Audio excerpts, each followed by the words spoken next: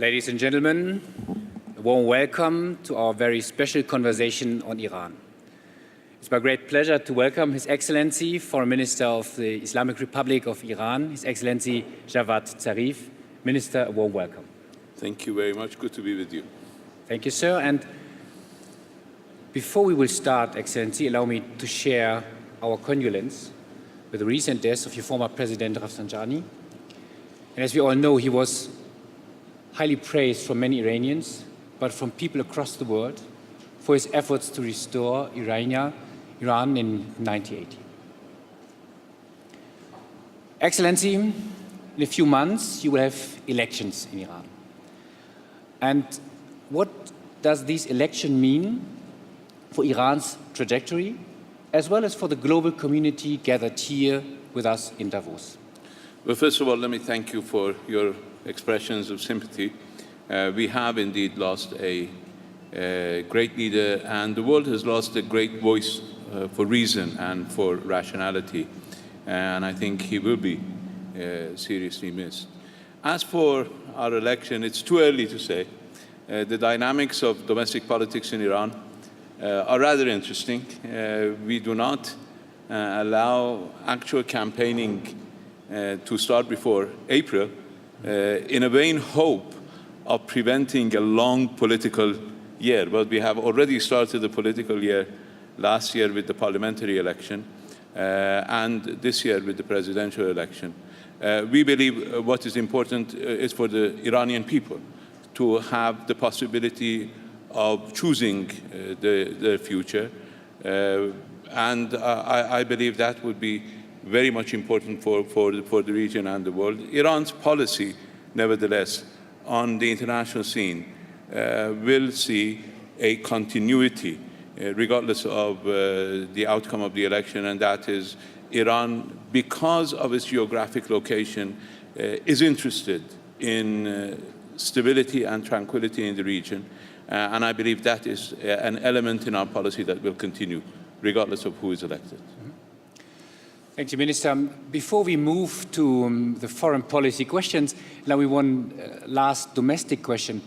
I read in some newspapers that President Rouhani has implemented an Iranian citizen rights charter. And so my question is, what does this charter mean for the political dissent inside your country facing the upcoming elections? Well, President Rouhani made a promise when he was campaigning that he will introduce as you said, a charter of citizens' rights. The Constitution of Iran has a chapter, the Chapter 3 of the Constitution of Iran deals with human rights. But he wanted to emphasize and highlight the importance of the rights of the citizenry. He presented a first draft of this within the 100 years after his inauguration. And the draft went through a lot of public discourse in Iran. And finally, it was finalized and was presented by President Rouhani last month. I think there is a genuine political debate in Iran that has taken place. It is different from the type of political debate that takes place in the West, but it represents the possibility for the populace to engage in the determination of their future. I think this charter highlights those possibilities for the general public in Iran. And I think in that, it shows a priority of this government. We believe that actually if you look at Iran and if you look at how Iran has been the subject of a lot of pressure from outside, but it has been able to stand up. For instance, sanctions. Iran has been the subject of probably the most, as former Secretary Clinton liked to call it, crippling sanctions, probably by any country against another country. But we were able to withstand that. That's because we rely on our people. So however you want to look at it, the fact that the Iranian people are very much participating in the determination of their future is an important ingredient of our stability. And that is why the government, even from the very self-interest perspective, must recognize and protect the rights of the citizenry. Of course, not everything is exactly how we want it to be, but we are moving in the right direction. And I think through cooperation and coordination and through greater understanding between various elements of the government and of the polity, we can move this agenda forward. Thank you, Minister. And as promised, now let's move to the foreign policy question. You will head together with Russia and Turkey in the next week to Astana to the Syria talks. And Syria is certainly top of mind of everyone engaged in the Middle East, North Africa area. And you have been engaged, I cannot talk about everything, but you have been engaged over the morning, and we are very grateful on this topic as well. So can you share with us what should be the optimal outcome of such a meeting heading to next week? For the past 3.5 years that I've been in office, we've always insisted that we should not try to prejudge the outcome of political negotiations before we even start political negotiations. What is important is for everybody to recognize that there is no military solution in Syria. And once you reach that recognition, reach that understanding, try to put an end to the bloodshed and move forward with other aspects, including dialogue among the Syrians. For the past 3.5 years that I have tried to pursue this, there has been attempts time and again, and each time we try to avoid this, as Stefan de Mistura said this morning, the elephant in the room, the future of President Assad, prevented us from engaging in a serious effort to resolve the problem. Whereas the future of President Assad is something that Syrian people have to determine. What we need to do at the international level is to help the Syrians reach the stage of starting to talk to each other. And I believe the first step has been taken by Iran, Russia, and Turkey in bringing about a cessation of hostilities that has held for over a month. And that is the best record that is available in the past 5 unfortunate years of Syrian conflict. We hope that in Astana, this can be expanded. We hope that the ceasefire could incorporate all of Syria. Of course, the recognized terrorist organizations, that is Daesh, ISIS, and Nusra, are excluded from the ceasefire. But we hope that all the parties that signed the ceasefire agreement, that is the armed opposition groups that are operating inside Syria as well as the Syrian government, will come to Astana with a view to ending for a longer term the hostilities and also starting a political process. This is an ambitious project to get the opposition and the government in the same city and in the same, hopefully, under the same roof, to start discussing about widening the ceasefire, widening the cessation of hostilities, providing greater humanitarian access, because right now the humanitarian situation inside Syria is in a very dire situation, and also allowing the Syrian people to have some semblance of normalcy. That is, to distance the armed groups from the cities, to allow the Syrians to have safe passage from one city to another so that they could continue with their lives as the political groups and the armed groups start to engage in a negotiated settlement. Of course, if they can agree on a platform of general principles, that is, for instance, the principle of unity of Syria, the principle of territorial integrity of Syria, the principle of inclusive government of Syria.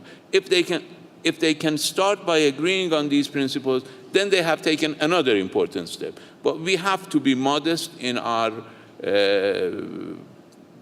aspirations for this meeting and hope that we can at least strengthen this cessation of hostilities, expand it, and include some humanitarian elements in it. So thank you very much. Discussing again that is Russia, Turkey, and Iran, well knowing that the platform fighting against the humanitarian tragedy has been really a platform for the UN and Stefan de Mistura as a special envoy of the UN. What is the link to the UN activities? Or to be very frank, is this meeting in Astana in Kazakhstan, is this competition to the already existing efforts by the UN, by the global community? I think the worst thing to do is to feel competition. I think all these efforts not only the efforts by the three countries in Astana, but the efforts by the European Union. And I'm very happy to see that the European Union has decided to convene a meeting of regional countries in April in order to discuss the terms of not only political future of Syria, but also reconstruction of Syria, which is an extremely important element. I think all of this could be complementary, not competitive. Of course, the meeting in Astana is not trying to replace the work of the UN. It's an attempt to build on a modest success. Unfortunately, in the past 5-6 years, there are no success stories in Syria. This is the only very modest. I'm not trying to aggrandize it. This is a very modest success story. And we need to build on it. We need to try to generalize it to all of Syria with the exception of terrorist organizations. And everybody should help in this process so that we have a solid foundation to build future successes on this achievement. So what I'm hoping is for everybody to understand that this is not a competition, but a complementary work. So thank you very much. I think that is quite important, and everything which helps for peace and understanding, I think that could be appreciated. You mentioned one elephant in the room. I would like to avoid that we have another elephant here in the room, so I will ask you a question so we all know that we are in a very decisive week.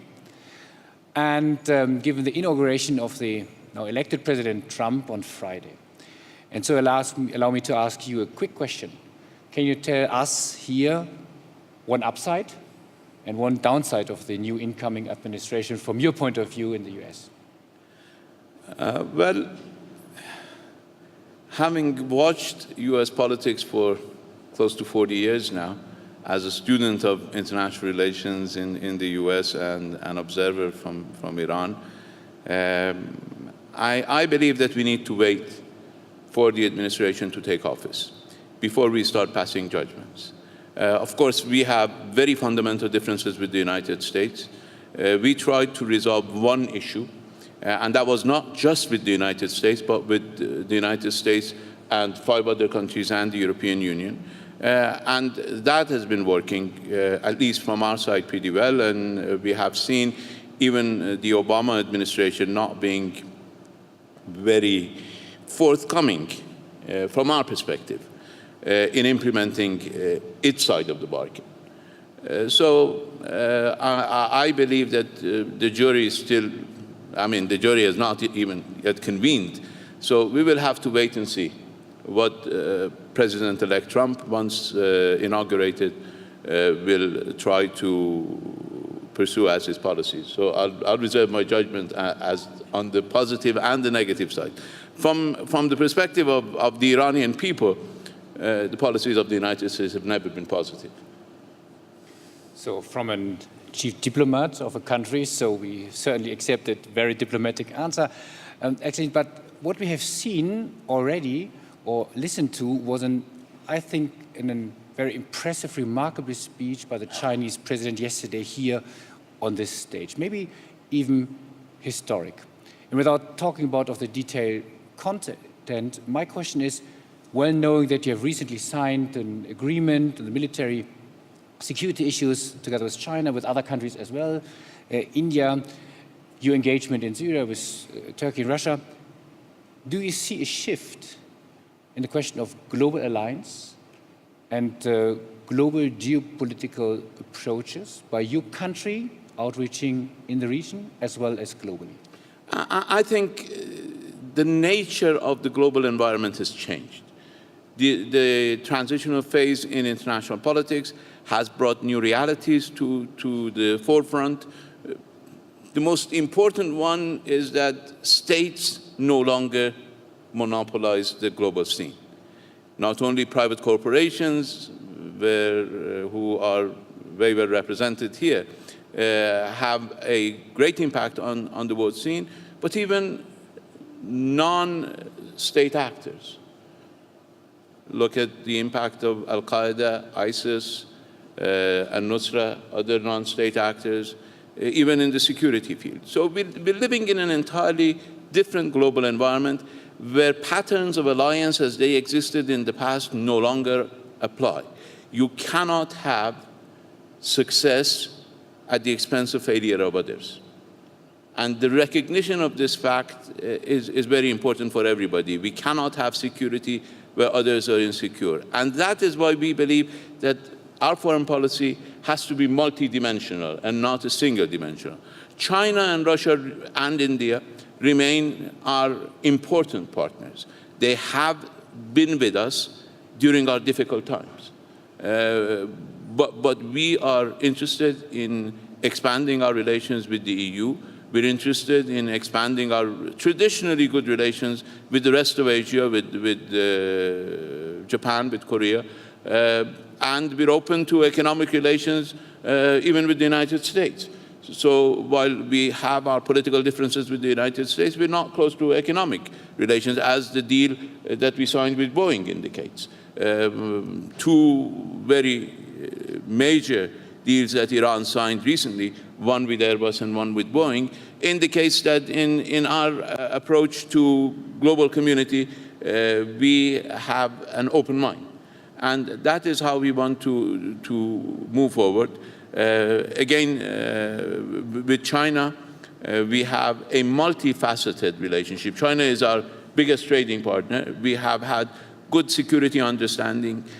We understand that extremism and terrorism are a major threat to all of us, and they cannot be contained by any one individual country alone. All of us need to work together, and I think what has brought Iran, Turkey, and Russia together in finding an end to the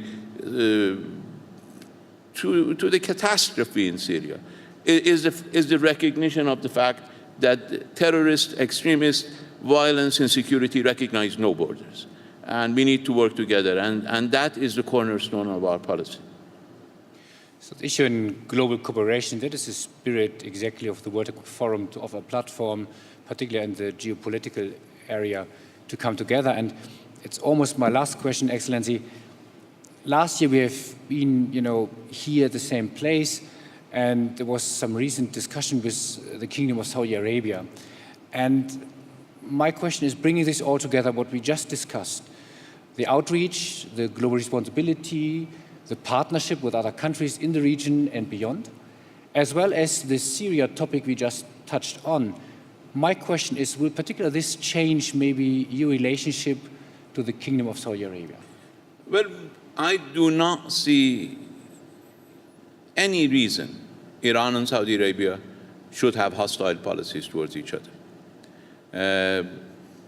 We can, in fact, cooperate for future stability of our region. We can, in fact, work together in order to put an end to the miserable condition of the people in Syria, in Yemen, in Bahrain, elsewhere in the region. Iran and Saudi Arabia were able to actually stop impeding the process of the presidential election in Lebanon. We have a success story, and neither Iran nor Saudi Arabia lost in this process. So we do not need to have zero-sum games. Actually, zero-sum games no longer exist. We all either have positive-sum games or negative-sum games. If you try for a zero-sum game, you'll end up having a negative-sum outcome. We now have, look at what happened with the oil prices. Everybody was hurt. And now Iran and Saudi Arabia were able, one way or the other, to accommodate each other and to stabilize the markets. On Lebanon, we were able to at least reach some sort of accommodation and just enable the Lebanese people to determine their future. I think the same can be applied elsewhere. I do not see any reason Iran and Saudi Arabia cannot work together. Of course, we have a lot of grievances. We lost 460 people in the stampede last year, which was at least caused by negligence. We have seen a lot of rhetoric from Saudi Arabia. We have seen open support. We heard what the interesting comments from my colleague, the Foreign Minister of Saudi Arabia, which considered Iran responsible for Daesh, which is the joke of the century.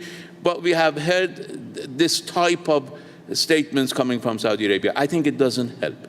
I think we need to look at the realities of the region. We need to look at the fundamental reasons why our region is moving in this very seriously wrong direction.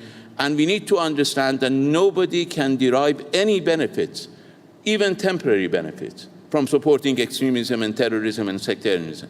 And once we understand that we cannot contain terrorism in one part of our region, and terrorism and extremism are like contagious diseases that will spread throughout the region and throughout the world before we know it, and it's happening right now, then Iran and Saudi Arabia can start to think about a different modus operandi for their relations.